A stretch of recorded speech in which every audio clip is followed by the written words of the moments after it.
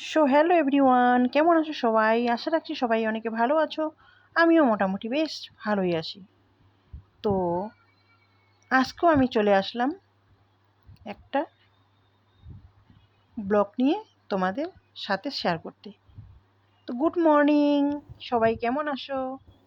তো সকাল সকাল পুজো দেওয়া হয়ে গেল, পুজো দেওয়া শেষ, তারপরে চলে গেলাম রান্নাঘরে গিয়ে এই যে কফি বানিয়ে নিলাম আর করে নিলাম হচ্ছে লাল চা, সাথে নিয়েছি মুড়ি, ঝুরি ভাজা আর বিস্কিট।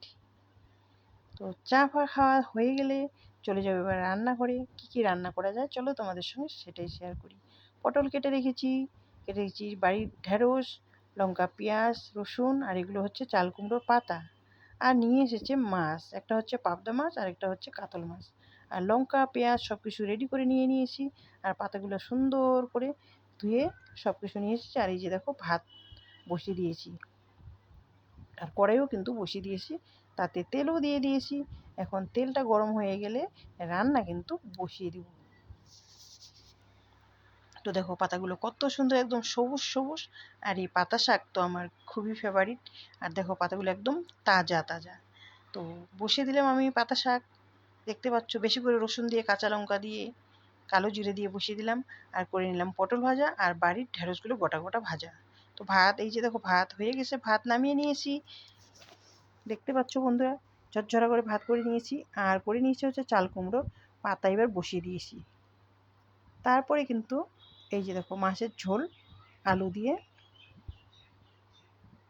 কাসুরি পাতা দিয়ে, কাঁচা লঙ্কা দিয়ে মাছের ঝোল একদম আমার রেডি। আর পাবদা মাছটা কিন্তু আলাদা করেছি সর্ষে বাটা দিয়ে আমার কর্তামশাইয়ের জন্য।